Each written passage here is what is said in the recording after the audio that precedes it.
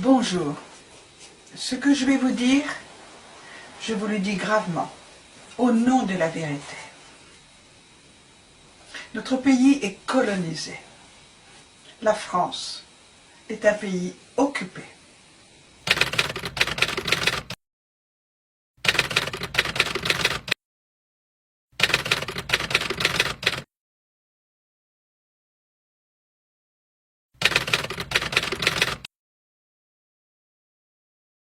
Vous le savez, notre pays est réputé pour être indépendant, esprit frondeur, esprit rebelle. Nous avons eu le général de Gaulle qui a incarné si magnifiquement cet esprit d'indépendance au plus haut point. Il a été ciblé et c'est Daniel Cohn-Bendit qui, en mai 68, est venu le tuer politiquement. Eh oui, l'affreux rouquin, c'est pas du tout un nanar, un gauchiste, non, ni un vert, c'est tout simplement un saillant, c'est-à-dire un agent d'Israël.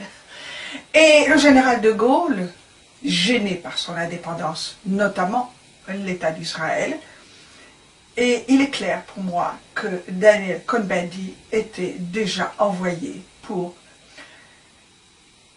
agiter le pays, un agitateur, et contribuer à la mort politique du général de Gaulle, ce qui effectivement a eu lieu.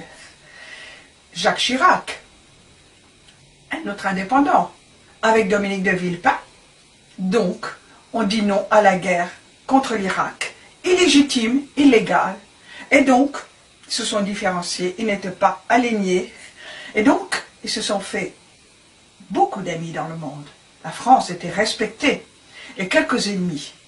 Ces ennemis, à Londres, à Washington, à Tel Aviv, ont décidé donc de coloniser notre pays, de l'occuper de telle sorte qu'il n'y ait plus de dirigeants indépendants qui leur posent du fil à retordre, qui leur mettent des bâtons dans les roues, dans leurs plans, mais qu'ils soient soumis. Et c'est ainsi que Nicolas Sarkozy a été envoyé en France. Nous croyons que nous avons voté pour lui. Non. Il nous a été imposé par les médias qui nous disent comment penser. Nous ne sommes pas libres. Ce n'est pas une démocratie. On nous dit comment penser. Pour l'humaniste attaché à la liberté que je suis, c'est intolérable.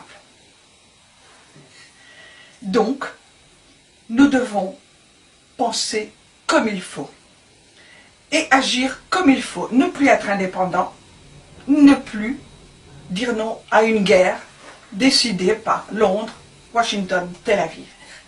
C'est ainsi que Nicolas Sarkozy a été programmé, aussi pour détruire notre pays, toutes ses valeurs sociales, républicaines, laïcité, indépendance nationale. Le Quai d'Orsay a été nettoyé de ses éléments gaulliens.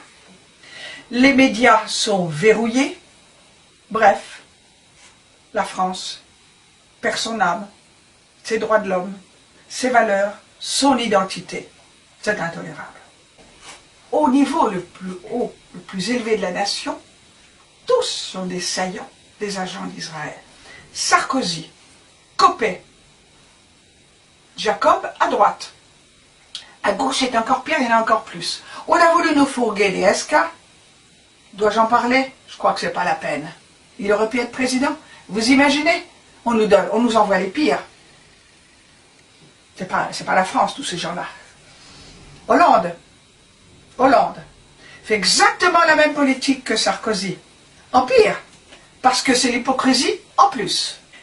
Et je vous ai cité Sarkozy, Copé, Jacob à droite, mais à gauche, DSK, Hollande, Fabius, Valls. Le maire de la Noé, Bertrand, le maire de Paris. Successeur éventuel Anne Hidalgo, mais c'est pareil, ce sont tous des saillants. Huchon, conseil général, président. Harlem Désir, qui a supplanté Martine Aubry, qui était justement indépendante, elle. Eh bien, même là, nous avons un saillant. Et ce n'est pas tout. Qui oriente notre politique étrangère en coulisses? C'est le faux philosophe et vrai criminel de guerre, puisqu'il incite à faire des guerres illégales et illégitimes. C'est la destruction de la Libye, c'est la destruction de la Syrie. Vous l'avez bien compris, c'est BHL qui oriente aussi notre politique étrangère.